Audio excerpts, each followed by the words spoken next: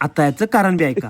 कसा पडला मला नेमका तो? अरे काय टिपल आलाय त्या बारक्या वर्गाला घेतलाय आणि ती पोरगी घेऊन बसली मागं औरत का चक्कर बाबू भैया. आणि इथे घ्यायला खूप वाद्य. मग तुम्ही काय वाढवाल तसा? पडलं पण असेल ती सगळी वरडाली तर हा सीन बघितल्यानंतर तुम्हाला तुमच्या शाळेतली आठवण नक्कीच आली असणार आहे. कारण आपण आपल्या शाळेमध्ये अशी मस्ती 100% केलेली असतेच. मराठी शाळा म्हणलं की दंगा आणि मस्ती ही होणारच. आणि सगळ्यात महत्वाचं म्हणजे आता तुम्ही बघितलेली ती भांडणं पण. भांडणाशिवाय मैत्री वाढत नाही असं म्हणतात. कारण मैत्रीमध्ये वाद पण पाहिजे आणि मजा पण पाहिजे. त्याशिवाय मैत्रीतली गहराई वाढत नाही. पहिला 7वीला होतो त्यावेळेला आमच्या वर्गात एक नियम होता.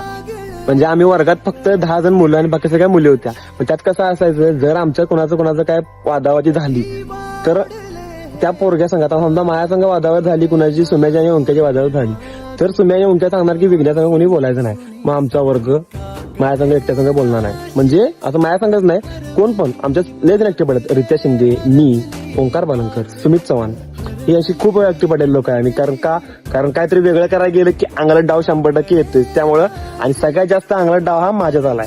6 महिन्यातल्या 3 महिने मी एकटाच पडलाय. आणि म्हणजे आम्ही वर्गात फक्त 10 जण मुलं आणि शाळेतील असे काहीतरी किस्से असतील तर कमेंट मध्ये नक्की सांगा.